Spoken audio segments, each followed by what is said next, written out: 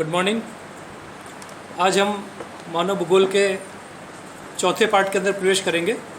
Part first के अंदर हमने मानव भूगोल की अर्थ, मानव भूगोल की परिभाषाएं वो देखी थी। उसके पश्चात मानव भूगोल के जो उद्देश्य हैं उसके बारे में हमने डिस्कशन किया, और उद्देश्यों के पश्चात हमने ये देखा कि मानव भूगोल ने किस प्रकार से विकास किया। क्या इनिशियल स्टेज के ऊपर मानव भूगोल की डेफिनेशन या क्षेत्र या उसका जो दायरा था वो था, और किस प्रकार से वो दायरा धीरे धीरे बढ़ता गया। तो हमने उसको 3 भागों में विभाजित करते हुए देखा था कि प्राचीन समय में मानव भूगोल क्या था, और मध्यकालीन के दौरान क्या मानव भूगोल की डेफिनेशन और स्कोप रहा, अध्ययन का क्षेत्र रहा, और उसके पश्चात आधुनिक युग के अंदर हमने देखा कि किस प्रकार से मानव भूगोल की धीरे धीरे परिभाषाएं बनती गई। तो हमने ये देखा कि जैसे जैसे मानव भूगोल प्रगति पर अग्रसर हुआ, वैसे वैसे मानव भूगोल का जो अध्ययन क्षेत्र है उसमें भी निरंतर वृद्धि होती गई। तो ये वृद्धि होने का कारण मानव की दक्षता, मानव की सोच, मानव के पर्यावरण के साथ आपसी संबंध में सुधार, और किस प्रकार से वो अनुकूलन के लिए नई नई टेक्निक्स अपनाता गया, वो धीरे धीरे उसके क्षेत्र में वृद्धि का एक कारण रही। तो आज हम पार्ट 4 के अंतर्गत मानव भूगोल का अध्ययन क्षेत्र के बारे में देखेंगे और कोशिश करेंगे कि उसको किस प्रकार से डिवाइड करके और संपूर्ण अध्ययन क्षेत्र का हम अध्ययन आसानी से कर सकें और हमें याद भी रहे। तो किसी भी विषय का जो अध्ययन क्षेत्र होता है उसके समस्त जो तथ्य होते हैं उनको यदि सम्मिलित नहीं किया जाए तो समस्त तथ्यों का जो सम्मिलित रूप होता है वो उसके अंदर पूर्ण रूप से वर्णन के अंतर्गत आना चाहिए, अध्ययन के अंतर्गत आना चाहिए, जब भी उसका अध्ययन क्षेत्र को परिपूर्ण या पूर्ण माना जाएगा। इसलिए अगर मानव भूगोल एक विकसित होता हुआ विषय है, ये कोई ऐसा विषय नहीं है कि एक जो चीज़ सिद्धांत बन गया वो सिद्धांत हमेशा आगे तक चलता रहेगा। ये एक ऐसा विषय है जो विकसित होता हुआ विषय है, और उसमें निरंतर जो नवीन तत्व हैं उनका समावेश होता जाता है। जैसे जैसे आगे टेक्निक्स आती है मानव भूगोल के अंदर, हमने जो विकास के अंतर्गत 3 स्टेजेस देखी थी, उसके अंदर भी धीरे धीरे उसके अंतर्गत वृद्धि होती गई और अध्ययन क्षेत्र के अंदर वृद्धि होती गई। तो अतः निरंतर जो मानव है, मानव भूगोल का विषय क्षेत्र का विस्तार होता रहा। तो हम 3 प्रकार के तत्वों का एक तरह से हम देखें कि मानव भूगोल अध्ययन करता है। वो 3 प्रकार के तत्व कौन कौन से हैं? नंबर 1 जैसे मानव, मानव वर्ग एवं समाज, तथा मानव की क्षमता और उनके कार्य। तो पहला जो बिंदु है हम उसको यूँ समझ सकते हैं कि अलग अलग क्षेत्र पे, पृथ्वी के जो अलग अलग क्षेत्र हैं वहाँ पर मानव और मानव वर्ग या अलग अलग जो समाज अलग अलग पृथ्वी के क्षेत्रों पर बसे हुए हैं उनका और उनकी क्षमता, उनकी क्षमता से हम मतलब लेते हैं कि उनकी कार्य करने की शैली कैसी है, क्या उनकी तकनीक है, क्या उनका स्तर है, क्या उनकी कुशलता है कार्य को लेके, और क्या उनकी क्षमता है। तो ये चीज़ हम पहले 3 प्रकार में से एक ये ले सकते हैं कि मानव, मानव वर्ग और समाज तथा मानव की क्षमता और उसके कार्य। इन चीज़ों को हम, इन तथ्यों को हम मानव भूगोल के अध्ययन क्षेत्र के अंतर्गत सम्मिलित कर सकते हैं। दूसरा यदि हम देखें तो मानव की क्षमता और कार्यों का प्राकृतिक वातावरण से जो समायोजन है उसका अध्ययन भी हम मानव भूगोल के अंतर्गत करते हैं, या इन तथ्यों का अध्ययन भी हम मानव भूगोल के क्षेत्र के अंतर्गत रख सकते हैं। इसी प्रकार से तीसरा जो है वो सांस्कृतिक वातावरण। सांस्कृतिक वातावरण क्या है? सांस्कृतिक वातावरण जैसे हमने देखे कि स्पेशल ऑर्गेनाइजेशंस बन जाते हैं अलग अलग क्षेत्र के अंदर, अलग अलग प्रदेशों के अंतर्गत अलग अलग प्रकार के भूदृश्य हमको देखने को मिलते हैं। वो कारण क्या है? वहाँ पर वहाँ के मानव द्वारा वहाँ के प्राकृतिक पर्यावरण से समायोजन करके किस स्तर तक उस प्रदेश को उन्होंने विकसित किया, और वो सांस्कृतिक पर्यावरण कहलाया। कहीं पर हमको सांस्कृतिक पर्यावरण बहुत पिछड़ा हुआ में दिखाई देगा, और कहीं पर विश्व में ऐसा दिखेगा कि बहुत डेवलप्ड है। तो ये उनकी सांस्कृतिक वातावरण की जो पहलू है वो वहाँ की इन 2 चीज़ों पे जो हमने ऊपर देखा, प्राकृतिक वातावरण और उसके तत्वों के साथ मानव का या मानव वर्ग का। क्योंकि हमने ये देखा था कि मानव का अध्ययन नहीं करता मानव भूगोल, वो इकोलॉजी, ह्यूमन इकोलॉजी नहीं है। हमने ह्यूमन इकोलॉजी और ह्यूमन ज्योग्राफी में डिफरेंस पिछले चैप्टर्स में देखा है। तो यहाँ पर हम वही चीज़ कहेंगे कि मानव और मानव समूह के जो अलग अलग प्राकृतिक पर्यावरणों से संबंध करके, समायोजन करके, अनुकूलन करके जो वातावरण तैयार किया जाता है उसे कल्चरल लैंडस्केप कहते हैं, सांस्कृतिक वातावरण कहते हैं। तो प्राकृतिक वातावरण तथा मानव के आपसी जो फंक्शनल रिलेशंस होते हैं उसके कारण जो सांस्कृतिक वातावरण उत्पन्न होता है उसका अध्ययन करना मानव भूगोल का अध्ययन क्षेत्र के अंतर्गत आता है। यह सांस्कृतिक वातावरण मानव के लिए कई कठिनाइयाँ उत्पन्न करता है। हमने देखा था कि जैसे जैसे डेवलपमेंट की हम बात करेंगे तो उसके अंतर्गत अलग अलग प्रकार की समस्या आएगी, पॉल्यूशन से संबंधित समस्या आएगी।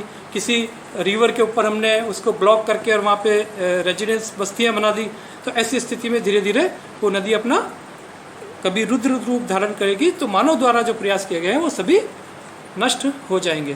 तो सांस्कृतिक वातावरण जो होता है वो मानव के लिए कई कठिनाइयाँ उत्पन्न करता है। भावी जो कठिनाइयाँ हैं उनका निवारण करने के लिए मानव की आवश्यकताओं को ध्यान में रखते हुए संसाधनों का उपयोग और संसाधनों का नियोजन करना ही मानव भूगोल का उद्देश्य है, या मानव भूगोल का अध्ययन क्षेत्र के अंतर्गत हम सम्मिलित कर सकते हैं। इसका और स्पष्ट तरीके से हम देखें कि जब मानव प्राकृतिक वातावरण से समायोजन करने के लिए, अपने लिए उसको अनुकूल बनाने के लिए जब नई नई टेक्निक्स का प्रयोग करेगा और अपने हित के लिए पर्यावरण को एक तरह से यूँ कहें हम कि नुकसान पहुँचाएगा, तो ऐसी स्थिति के अंदर कई कठिनाइयाँ उत्पन्न होगी। उन कठिनाइयों से निपटने के लिए उन संसाधनों का प्रयोग जो है वो कर रहा है, जिन संसाधनों का प्रयोग कर रहा है प्रकृति के प्रदत्त जो संसाधन है उसके अंदर वो विवेक का यदि उपयोग नहीं करेगा और यदि उनके उपभोग में उनका नियोजन करके उनको उपभोग नहीं करेगा उन संसाधनों का, तो वो मानव के लिए बहुत ही हार्मफुल हो जाएगा। तो इसलिए हम ये कह सकते हैं कि मानव की जो भावी समस्याएं सांस्कृतिक वातावरण में पैदा हो रही है उसके निवारण को ध्यान में रखते हुए मानव की आवश्यकताओं को ध्यान में रखेंगे, कठिनाइयों का निवारण करने की भी बात हम ध्यान में रखेंगे और संसाधनों का उपयोग जो हम करेंगे वो बहुत ही नियोजन के साथ करेंगे कि वो ख़त्म भी नहीं हो, हार्मफुल भी नहीं हो और मानव के लिए उपयोगी भी हो। क्योंकि हमने देखा था कि मूल उद्देश्य जो मानव भूगोल का है वो मूल उद्देश्य है मानव का विकास और मानव की समृद्धि, मतलब सकारात्मक विकास मानव का हो। ह्यूमन जनजाति जो है, मानव पूरी जनजातियाँ, जो भी मानव समूह वर्ग, अलग अलग कम्युनिटीज़ ऑल ओवर वर्ल्ड जो अलग अलग जगह फैली हुई हैं, वो अपने वातावरण के साथ संयोजन करके अलग प्रकार का सांस्कृतिक वातावरण वहाँ पे पैदा किए हुए हैं, तो वो सर्वाइव भी करे और विकास भी करे।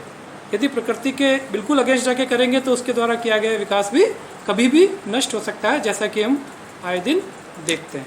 तो इस प्रकार से सांस्कृतिक वातावरण के अलग अलग क्षेत्रीय जो संगठन बन जाते हैं, स्पेशल जो ऑर्गेनाइजेशंस बन जाते हैं ऑल ओवर द अर्थ, उनका अध्ययन करना, और केवल अध्ययन करना नहीं, उनका कालिक अनुक्रम में अध्ययन करना कि पहले क्या था, बाद में क्या हुआ और अब क्या है और आगे क्या हो सकता है, यही प्लानिंग कहलाती है। तो इन सब चीज़ों का अनुभव जो अध्ययन करना है वो सांस्कृतिक जो आपके इसमें मानव भूगोल के अध्ययन क्षेत्र के अंतर्गत आता है। यह समस्त जो अध्ययन है वो मानव की उन्नति और उनकी समस्याओं के समाधान के उद्देश्य से होता है। इसका उद्देश्य सारी समस्याओं का समाधान करना, ये मानव के विकास, कुल मिला के मानव के विकास के लिए सारी चीज़ें हम देखते हैं।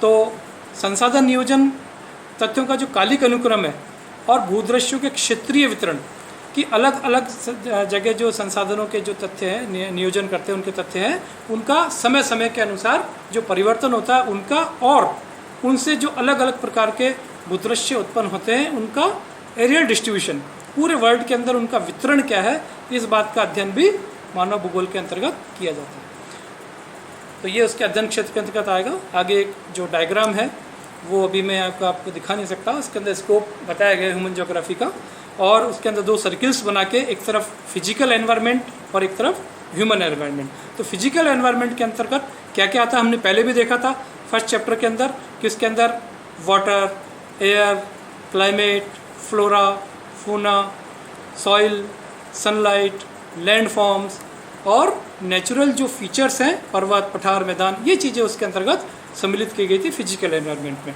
और ह्यूमन एनवायरनमेंट के अंदर जो चीज़ें इंक्लूड की गई थी वो एग्रीकल्चर, इकोनॉमिक्स, उसके अलावा सेटलमेंट्स, पॉलिटिक्स, उसके अलावा आपके सोशियो कल्चर जो है वो चीज़ें उसके अंतर्गत सम्मिलित कर सकते हैं, इंडस्ट्रियल जो पार्ट है वो उसके अंदर आता है, और इन दोनों के इंटरेक्शन जो है वो आपस में होते हैं एलिमेंट्स के, और वो मानव के द्वारा एक सांस्कृतिक भूदृश्यों का निर्माण करते हैं। तो इस प्रकार से एक डॉक्टर एच डी कौशिक की ह्यूमन ज्योग्राफी की बुक है, उसके अंदर भी एक डायग्राम दिया गया है। उसके अंदर मानव भूगोल के जो अध्ययन क्षेत्र है उनके 7 तथ्य बताए गए हैं और 7 तथ्यों में प्रमुख रूप से जनसंख्या की विशेषताएं, जो जनसंख्या क्योंकि एक प्रमुख भौगोलिक कार्यकर्ता है मानव भूगोल का, तो प्राकृतिक पर्यावरण का अंग भी है या तथ्य भी है और मानव अपने आप में आपने देखा था केंद्रीय स्थिति मानव की है। प्राकृतिक पर्यावरण और मानव जो सांस्कृतिक पर्यावरण है उसके अंदर मानव की स्थिति केंद्रीय है, वो इंडिविजुअल तत्व नहीं है, प्रभावित करता है उसको, इसलिए वो शक्तिशाली तत्व है। तो ऐसी स्थिति के अंदर जनसंख्या की विशेषताएं पढ़ना बहुत आवश्यक है, उसके बिना मानव भूगोल की बारे में, उसके अध्ययन क्षेत्र के बारे में समझना अत्यंत कठिन होता है। फिर उसके पश्चात प्राकृतिक जो प्रदेश होते हैं या प्रदेश के प्राकृतिक जो साधन होते हैं वो और उनका समायोजन, इस बात का भी ये भी एक महत्वपूर्ण तथ्य जो है वो मानव भूगोल के अंतर्गत अध्ययन क्षेत्र के अंतर्गत आता है। फिर उसके अलावा सांस्कृतिक वातावरण वो भी इसके अंदर सम्मिलित किया जाता है और सांस्कृतिक भूदृश्य जो अलग अलग क्षेत्र में उत्पन्न हुए उनका समय के अनुसार जो उनमें परिवर्तन आए उसका अध्ययन भी मानव भूगोल के अंतर्गत एक तथ्य के रूप में आता है। और भूदृश्यों के जो स्थानिक संगठन अलग अलग बन जाते हैं कि कहीं पर आप देखते हैं कि आयरन एंड स्टील इंडस्ट्री का है तो वहाँ पे उसी प्रकार की वो चीज़ें उपलब्ध होगी, कहीं पे एग्रीकल्चर का है तो वहाँ पे उसी प्रकार एग्रीकल्चर से संबंधित सारी चीज़ें भूदृश्य में दिखाई देगी। तो ये वहाँ के जो भूदृश्य होते हैं स्थानिक अलग अलग क्षेत्रों में अलग अलग बन जाते हैं, उसका अध्ययन भी इसके अंतर्गत किया जाता है।